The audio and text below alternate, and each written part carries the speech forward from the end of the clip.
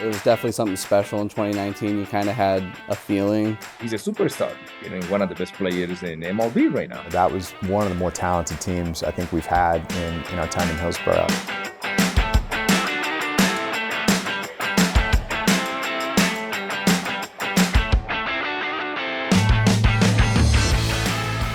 '19 was a great year because of the youth movement. We had a bunch of young players. We had a great group of guys, a great coaching staff between, I think it was Colina was there.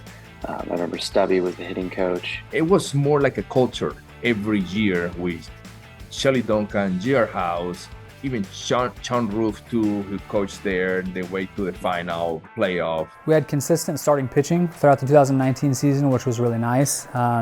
Players like Daniel Olivero, Marcos Teneo, Luis Frias, who's a current big leaguer. We had Tyler Holton, who was just unbelievable the second half of the season. Our analytical team, they did a tremendous job of giving us information that I didn't have, back in college. Digging up the numbers and strategizing for our opponents and whatnot. Drew Jamison, unbelievable talent as a pitcher. Ryan Nelson, Ramirez throwing 100, Nelson throwing 98. They were special, and it was my job not to screw them up, to be honest. Those arms, even today, most of them are going to be big leaguers. Most of them have already been in that, place, and so we were blessed with the 2019 draft with those kids that unless you were a horrible pitching coach, we weren't going to screw them up. We're all trying to outdo one another. Okay, you went 6 innings, no runs. Like I'm gonna punch more guys out than you did. 9 strikeouts for Luis Frias, matching his high and the high for Hops pitcher this year. It's awesome when your pitching staff goes out there and just shoves it down the other team's throat, and they don't really stand a chance. You kind of set the tone. The defense can lay back a little bit. If you put up a couple, you've pretty much won the game. Everyone's pushing each other, whether it was also training, the weight room, like no one missed anything. Like it was just, you knew and you felt that team was different. That group, I believe, set a few league records pitching-wise, which was really helpful, like team ERA, lowest batting average against. Offensively, just group of dudes. Like, I don't know, there's nobody specifically that really stands out. Oh, besides Christian Robinson, like probably the best player we've ever had. He had a record-setting time here. Christian Robinson does it again for the Hops, and he's now hit in 12 of the last 13 games. At that point in that league, they compare him with Ken Griffin, because Ken Griffin basically put almost similar numbers like Christian. And then by the time we're getting towards the playoffs, we had added some key players like Dom Canzone and Corbin Carroll as well. I think the most talented player I've seen come through here is Corbin Carroll. Just his sheer ability in every area of the game. As a high school kid and being around a bunch of college guys, I guess I looked up to them and the way they, looked at the way they worked, looked at how they interacted with their teammates, stuff like that. Definitely benefited from it. They said he had wheels, and it's like, yeah, we've seen some fast players, but wow, he could fly. He never looked tired, and we need to tell him sometimes, like, Corbin, you need to slow down, you're doing too much. No, that was his habit. That's who he is. Corbin's different. You can tell that the baseball looks different to him. I feel like he's playing a different game than most guys, if we're being honest. He's the hottest worker.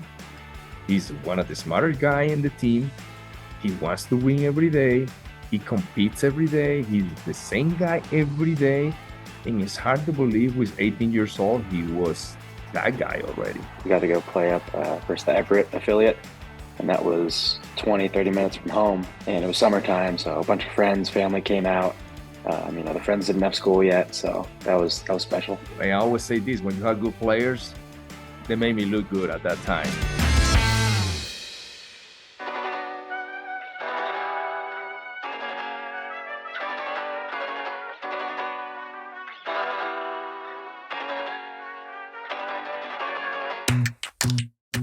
One of the things that I love about the Hops organization is that they are not just here to put on baseball games and to focus on a bottom line.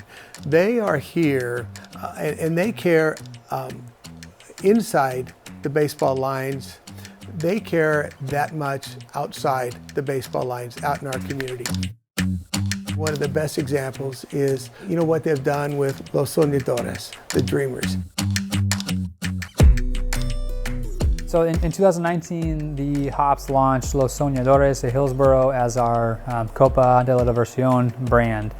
We wanted to make them feel welcome at the ballpark. We had been trying to market to the Hispanic community, but we just didn't really know how to do it. And Yvonne did a great job of coming up with the Soñadores concept. And it's an alebrije. Alebrijes come from dreams. They're like spirit animals. And our alebrije is a coyote that's howling, to its dreams, because it's also a soñador. Soñadores in español is the dreamers. You dream. It's like me growing up and playing baseball. I dream to come here in US and play baseball. When that happens, it's a dream come true. Our logo designer, Brian Goodell, did a great job with the color scheme and the logos. Our team led by Yvonne that just socialized the idea and the meaning behind it. How we make that connection with the community. There's three major elements in our alebrije logo that resonate with our community. The first one is the fire of Statue of Liberty. The Statue of Liberty was like a welcoming sign for a lot of immigrants. And here we are a ballpark that's inviting to anybody that wants to cross the gates and come to a ball game and have a good time. Then we have the stripes right here that represent bridges.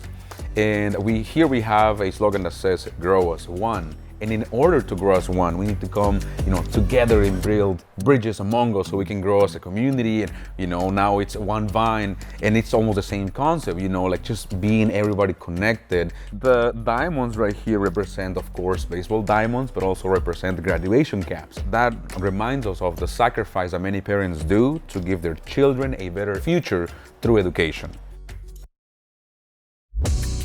And really sends more than a symbolic message to our Latino community. It sends a very tangible message to our Latino community. We are here with you, and you are part of us. In the lowest level, for the most part, we have a lot of Latinos. When we try to explain to the other guys what soñadores mean, they understood dreamers. So right now we have a dream to win the championship. In 2019, when we revealed the Soñadores brand, we were only supposed to play 4 games as Soñadores. And we kept on winning. In every single game, so the players literally begged to wear the Soñadores uniforms for more games. As we got into the playoffs, the team asked, can we wear these? We haven't lost in these yet. Can we keep wearing them? And we're looking around our office it is a part of our brand. And I was like, I'm not standing in the way. I mean, hey, if we're superstitious about it, then by all means. In the playoff final, it was with the Soñadores, and that was the Dreamers, and it was me. At that point, it was very much okay, we've lost 6 straight playoff games, right, as a franchise, and so ho-hum, here we are again, right? Basically, the consensus was that, all right, we're either going to lose in the first round or we're going all the way. There's no in between. So they wear him the first game. Our pitching staff, Tyler Holton started that game. He gave up 1 hit in 6 innings, and it happened to be a solo home run. That was the only base runner they had that entire game. Solo home run, we're losing 1-0. As long as you can keep giving your offense an opportunity, one thing can lead into another thing, and the next thing you know, a big hit. A little bit of magic. We get some guys on in the 9th, and Leo Vera Peguero was our shortstop at that time. What's crazy? So I called Peguero the day before to my office because I don't see he was trying to give me his best. It was a play in the 6th hole, ground ball 6th hole, and he didn't run hard to first base. We met on 3rd and 2 out. We should have tied the game at that moment. I was like, it's okay, you're playing shortstop tomorrow again, but I want to see you best. Swung on, hammered to deep left center. On the run is Canaria. Going back, he won't get it, and the Hops win it.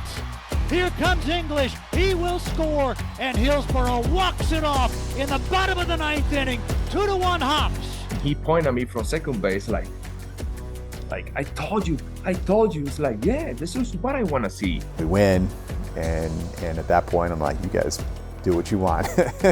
Just keep winning ball games. Soñadores just took on a life of its own at that point. I think we wore them more than we were scheduled to because of how excited the players were to wear that and just the meaning behind it. Once we won those first couple games, everyone was bought in. We're going to do this.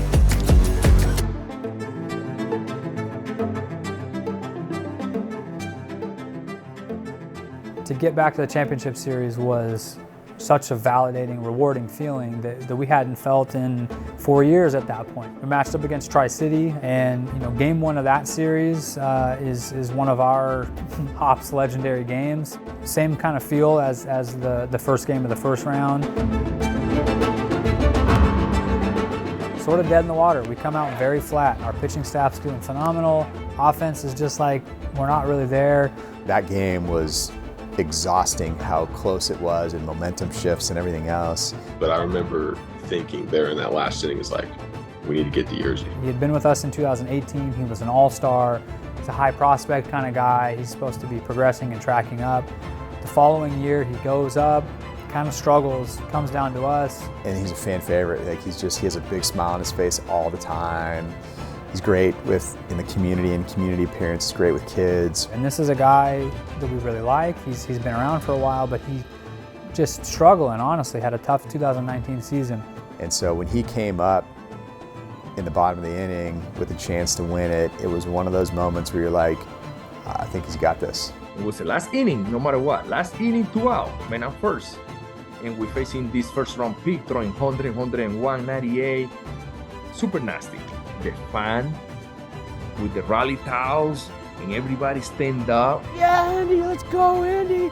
And they're just settling down. It's just getting quiet. The pitch is set, and it just gets quieter and quieter, and then it's just dead silence until there's that crack. Yerzy swings, hammers it to deep right field, hooking toward the foul pole. It is gone, and the Hops win it. Andy Yerzy walks it off, a 3-run home run in the bottom of the 9th inning, and the Hops have won Game 1 of the Northwest League Championship Series. Bedlam at Ron Tonkin Field. There's not a better player you wish could have hit that ball. I got a tear in my eye. Like, I don't know if there's a camera angle wide enough. Like, I'm jumping in the dugout. And just that absolute rapturous joy. You just can't stop grinning. It even hurts. Hugging complete strangers because everyone's just in that moment. I remember feeling like a kid again, to be honest. We snatched victory out of the jaws of defeat. It was bedlam here. There's no other way I can think of to describe it. I remember the Yerzy one especially. Man, that was crazy. Just celebrating with the guys is kind of what I remember the most out of it. Hanging out with the boys after the game was real fun. And you kind of hope that every baseball player gets to have a moment like that to remember for the rest of their lives. And I will tell you as a fan, I'm glad that's one of the memories that I'll have with me for the rest of my life. Andy Yerzy in Hillsboro, he's done it so many times that, it's just like, you can't write it better. Those guys got to the clubhouse, they look at each other and say no way we're gonna lose this championship. There's no way. The series kind of goes back and forth. We win Game 1, we win Game 3. We went to Game 5 in Tri-City. Definitely confident, definitely nervous. You don't need to ever stack pressure on top of what already is a stressful game, so just play loose, play fun, and if we're gonna win, we're gonna win, and if we're gonna lose, we're gonna lose. I have to give a lot of credit to my pitching coach, Perry Enright. We had such a great talents pitching-wise. He set everything up without asking me because I trust that guy 100%, eyes closed. We got Gramus, we got Nelly, we got all these dudes that are lined up. We kind of saw we had to kind of plug and play a little bit with Roy Garcia, and what a huge moment for him to step up. And they struck 16 guys in the championship game. And I was like, there's nothing to worry about it. Check swing, did he go? Yes! Yes! And the Hops stream out of the dugout. Eduardo Herrera, a 1-2-3 9th inning. The Hillsboro Hops are Northwest League champions for the 3rd time in 7 seasons. Well, first and foremost, again, you have to remember not to run out there. You're not the player. You're celebrating with the staff. It was really cool knowing Kalina for so long, getting that special moment for him. Definitely the popping bottles in the clubhouse. That was cool. I remember the locker room afterwards and the bus ride home. I mean, it's a championship, right? You have to celebrate it. Everyone was just in such a good mood, and that's joy at its purest level. It's kind of something you take for granted a little bit. I think in Hillsboro, especially during those years with how good we were, you get used to winning and you get used to being in the playoffs. And looking back on it now, it's something that I realize it's a lot harder to do than what it felt like at the time. testament to like how special that team was. Like anyone could do it at any moment on the offensive side, anyone could do it at any moment on the pitching side. Winning that title, I think, was one of the most rewarding ones. To the ups and downs we had, the trials we had been through, the constant losses to Eugene in the playoffs, to be able to kind of triumph over those, just incredibly impactful. It reminded us of how special it is to win it all, because it's hard. They did everything right. They just support each other, push each other, care about each other. They were brothers. There was a full commitment. And this is what happened, man. When everybody's in the same page, pulling in the same direction, and look what happened. Truly a special place, a community that really cares about the ball club. Just all around great memories of playing there. Definitely loved my time there. And out of those 10 years a coach doing Hillsboro, one of my best moments. One of my best moments. Playing in the championship series my first year in pro ball, it's not something I ever thought of, but I found myself right in the middle of it. We look back sometimes on the videos and the photos that we have from that season and kind of make fun of Ryan Nelson's look and some of his hairdos and his glasses that he had on. Unbelievable people, unbelievable atmosphere, great front office, the owners, like they really care about you. They want to make that place like your home. And I got a lot of respect for that, and I hope that never change. When we won the championship, for me, it was a big sense of pride, because there's a lot of work that I do with Soñadores, but winning the championship, seeing the ring, having the ring in my hand, with my last name and the Soñadores logo in there, it was just a major accomplishment, not only for me but for the organization and also the community, because it was a sign that we are going in the right direction.